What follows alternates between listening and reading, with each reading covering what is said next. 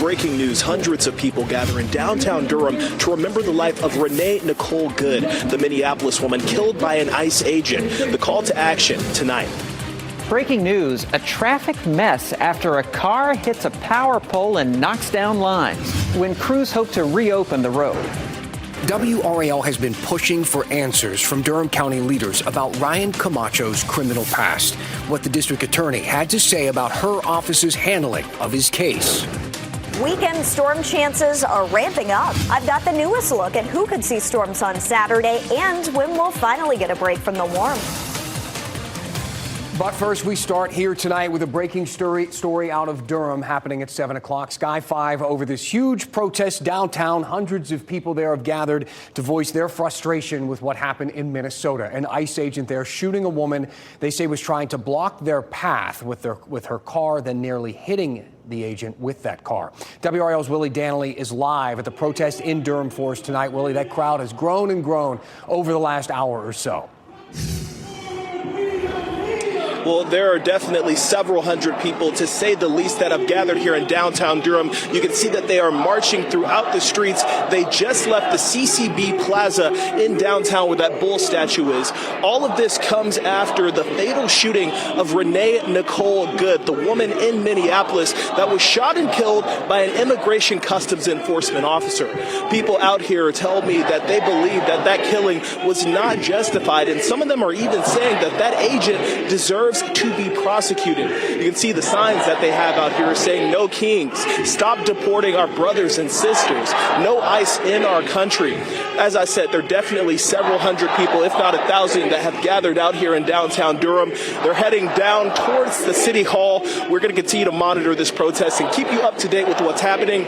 Willie Danley, WRAL News, Durham. All right, we're going to keep checking back in with Willie as things continue to progress there. We want to get to another breaking story now here at 7 o'clock. This is a bad crash on NC 54 in Durham. You see Brian Schrader in the Live Center has been tracking this for us this evening. Traffic, a real mess out there, Brian. This has been a problem all afternoon, Dan. Sky 5 live over the scene right now on 54 at Farrington Road. About 2 o'clock this afternoon, Durham police tell us that driver hit a utility pole there. Thankfully, that person was not seriously injured. But that utility pole was damaged, took down a bunch of power lines, and 54 is closed at that busy area near the I-40 interchange between Farrington Road and Hunting Ridge Road. You can see where police have it blocked off on both ends there. This has been causing big problems all evening, all afternoon during the commute. Of course, with traffic volume down a little bit, things have improved. But if you're trying to get between Chapel Hill and I-40, consider using 15501 or Highway 86. We don't know when that section of 54 will reopen. Thank you, Brian. Want to get to a good question now that we got into the 7 p.m. inbox. Remember that email address, 7pm at WRAL.com. We want your feedback and questions to be part of this newscast. A viewer named Behan emailed in about that Raleigh teacher murder case that we've been covering for you all week. And they wrote, why did the DA in Durham allow a plea deal? This allowed Camacho to serve a short sentence. These terrible decisions led to Zoe Welsh's murder. So Zoe Welsh is that teacher who was killed, and Ryan Camacho is the suspect in the case. And the situation with the Durham DA is part of Camacho's criminal history. In April of last year, he was charged with 4 felonies in 2 breaking and entering cases. In one of those cases, there was a woman at home at the time, just like what we saw with Zoe Welsh. The DA reached a plea deal, though, condensing the 4 felonies down to 1 misdemeanor charge. Camacho got 120 days behind bars for that, with credit for time served, so he was out about a week later. That's what Behan is asking about. Why did the DA make that deal? Well, today we got an answer.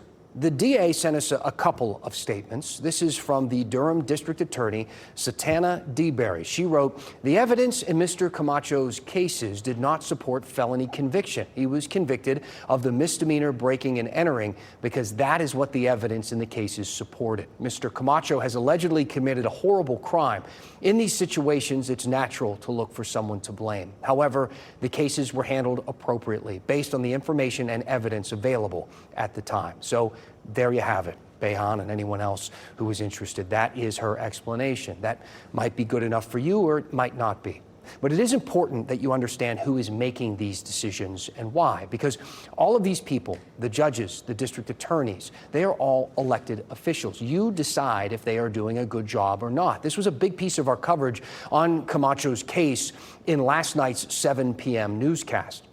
This email from Bob was our inspiration for that. He wrote, "These people are elected. It's not a left or right thing. It's a safety thing." And Bob makes a great point. It's important that you know who the decision makers are. And in these cases, they just happen to all be Democrats. That is just a fact. And we had some viewers who took offense to this, as if we maybe should have just left that part out of the story.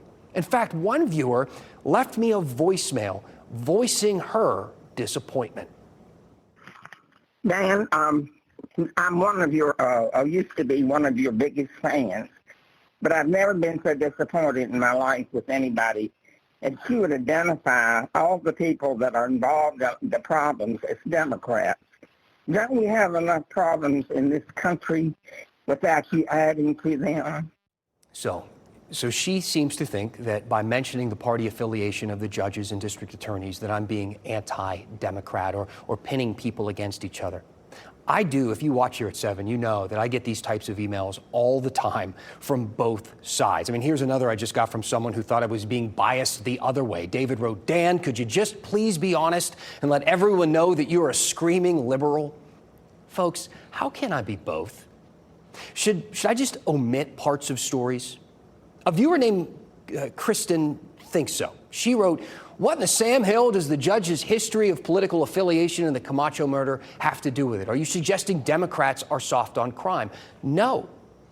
I'm suggesting that you know all of the details of a story, and then you get to decide what to think. I trust you to do that. The reason I bring up political party, again, is these judges and district attorneys are elected officials. Also, the fact is, there is a difference between Democrats and Republicans. And guess what? It doesn't end there.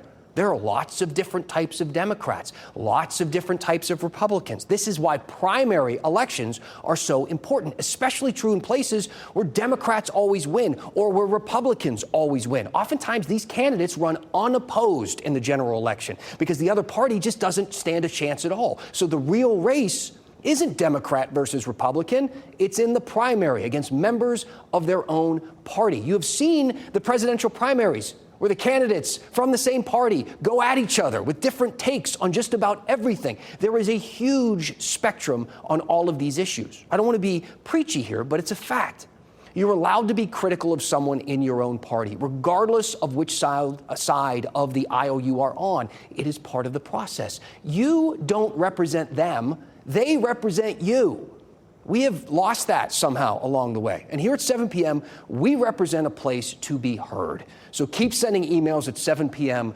to 7 p.m. at WRAL.com. Thank you to everybody who has embraced this. What other angles should we explore? What else do you want to see on the news? Tell us what's on your mind, and we will talk about it here at 7 o'clock. Now, let's get you caught up on some of the other big headlines tonight. These are the 5 things you should know right now. Congress might extend those Affordable Care Act subsidies after all. Tonight, the House passed a bill to extend those subsidies for 3 more years. Nearly 1 million people in North Carolina get health care through the ACA. The Senate would still have to vote on this bill. A similar proposal, we should say, failed in the Senate in December. We'll let you know what happens. Right now, a Cary Town Council meeting is underway. Their first meeting since the former town manager resigned. Sean Stiegel left that job last month because of some concerns that he was overspending the town's money. We expect an update tonight on the next steps for that position. And right now, Russ Overton is serving as the interim. Expect a full report on WRAL News at 10 and 11. That's a big story there. 2 suspects are in custody after Raleigh police say a gun went off during a pursuit. Officers arrested Norvell Young and Jose Collado today. Police say they ran away from a traffic stop on New Bern Avenue on Tuesday, and in all the commotion, they dropped a gun that went off. No one was hurt, fortunately. We're getting a closer look now at cleanup efforts at the Raleigh Convention Center. Staff from the Red Hat Amphitheater went to the building today to help get things ready to reopen. The convention center hasn't hosted a single event since it caught fire last month. Officials hope to get events going again by the end of this month. Durham's police chief is retiring. Patrice Andrews made the announcement today. She's been the chief there for about 5 years, serving with the department for a total of the last 25 years. Her retirement is effective on May 1st. The college football offseason is starting to feel a lot like NFL free agency. But here's the thing, the season isn't even over yet. Tonight we're talking transfer portal, who's staying in the triangle and who is on their way out. We are heading to Murph's Turf after the break. And taking a live look again over Durham, hundreds of people there have gathered protesting after an ICE agent shot and killed a woman in Minnesota. We're going to get a check-in from the WRAL Live Center when we come back. Kat? And we're talking storm chances. It's been a while, but we'll have the chance for some thunder and lightning Saturday. I'll have a closer look at the timing for your weekend plans coming up.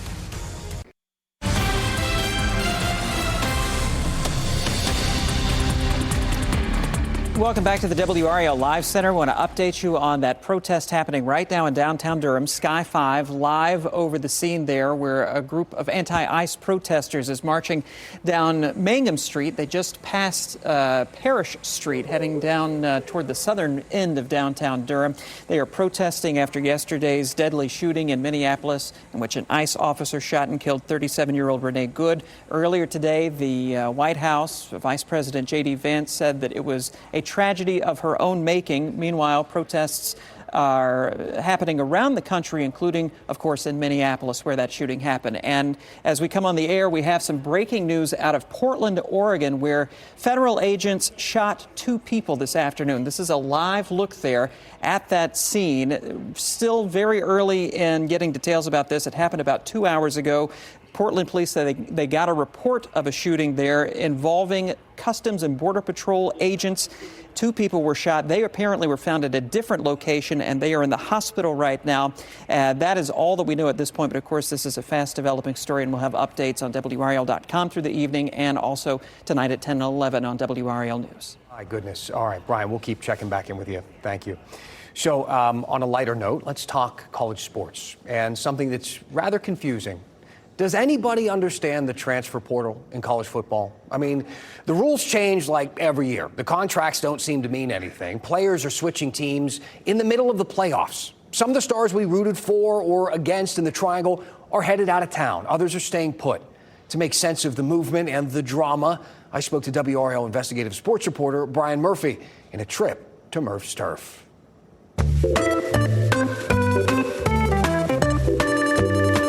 Hey, Murph, let's talk transfer portal. It's open. We're seeing moves being made. There's some controversy. And before we get too far into it, people should know this isn't about loyalty to school and things like that, or who's your hometown team. When it comes to college, when it comes to the transfer portal, money is what talks. Yeah, we're seeing astronomical prices being paid for these players. Quarterbacks upwards of $5 million and maybe more for some of the best quarterbacks in the country, and every other position falling in line behind that. You know, good offensive tackles, over $2 million.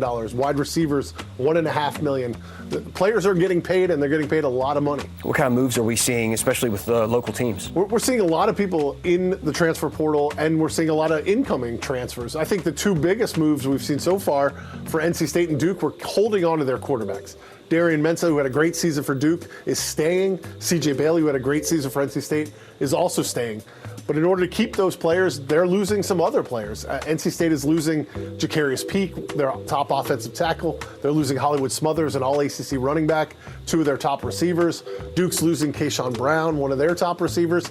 There is, some limitations to how much money that a North Carolina State, a Duke, even an UNC can spend. Let's talk about controversies because money is such a big deal here. We're looking at contracts, players being paid millions and millions of dollars, and in some cases, people want to back out of certain contracts. We're seeing this right now. Yeah, at Washington, the Washington quarterback said he was coming back, re-signed with the school. A couple days later said he wanted to hop in the transfer portal. Washington is trying to hold him to that contract. The problem is that contract is not a pay-for-play contract. It's a contract for NIL rights, his name, image, and likeness rights. And so it's really hard to say that you can't go and transfer to another school because there is no contract tying you to Washington. We're going to see legal disputes continue to pop up. among these contracts, these players and these schools. We've seen the critiques of the transfer portal. This is obviously one of them when you talk about these types of disputes. Also, how are these players getting a proper education when they're going from school to school to school? How do those school credits transfer, all of that sort of thing? But it also adds kind of a level of excitement that we can all pay attention to during the offseason. That said, we are not really in the offseason. There are still bowl games being played, and there are players in those games who are committing to other schools, entering the transfer portal. Yeah, I mean, there's a reason that we have deadline specials for the NFL free agency and the NBA trading deadline. People like this kind of movement in professional sports, and now we've got it in college sports. The quarterbacks for the 4 teams left playing for the national championship are all transfers. They all transferred from another school, some cases multiple other schools, to get to where they are now. So you see the benefit of bringing in transfers, particularly at the quarterback position. The problem is, the games are still happening. We saw Lane Kiffin have to leave a playoff team to go to LSU because of the way the calendar works, and now players are getting caught up that. Oregon has at least 2 running backs who've already entered the transfer portal. And just imagine a team in the NFL playoffs losing their quarterback because right before the championship game, it's time he's got to jump into free agency and decide what team he's going to play for next. I mean, college football has got to get the calendar figured out before they do anything else. All right, we'll see what happens. Thanks, Dan. Thanks, Murphy.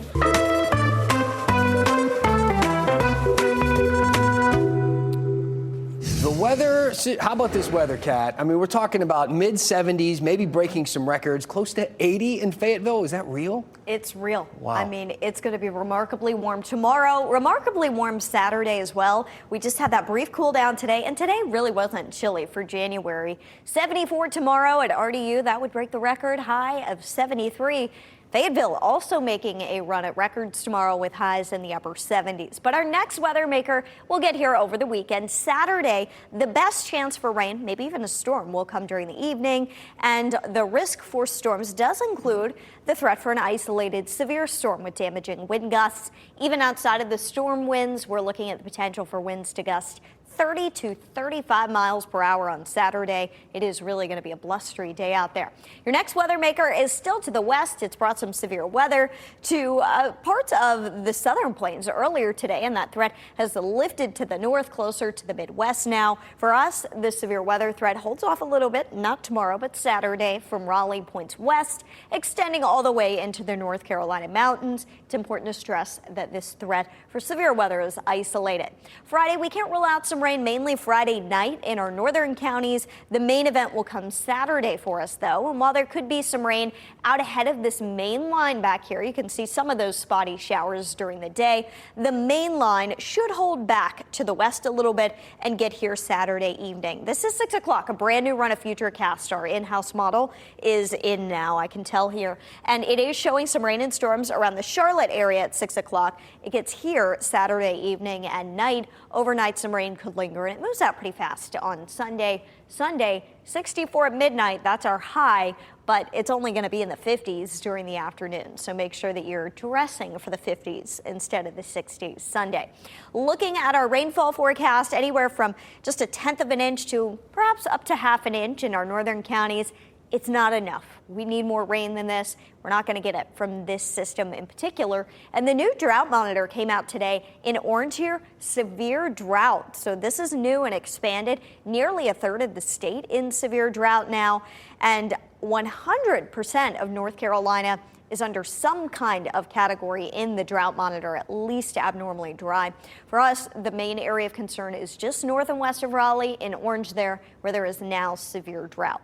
Tomorrow morning, some patchy fog to start the day, 49 degrees if you're headed out for an early morning dog walk. By lunchtime, partly to mostly cloudy, 66. It's nice during the afternoon, but we will watch out for some isolated showers perhaps tomorrow evening and night. Saturday and Sunday are both windy. Sunday's wind comes with that cooler flow, and by Sunday night, we are back down to 27 degrees for the low. After these 70-degree days, it's going to feel especially cold by Sunday night. All right, Kat, thank you so much. As we send you to break, we'll take one more look at Durham as we continue to watch the crowd marching there, protesting over ICE shooting a woman in Minneapolis. Again, breaking news with the possibility of ICE being involved in another shooting in the city of Portland, Oregon. We're going to have the latest for you when we come back.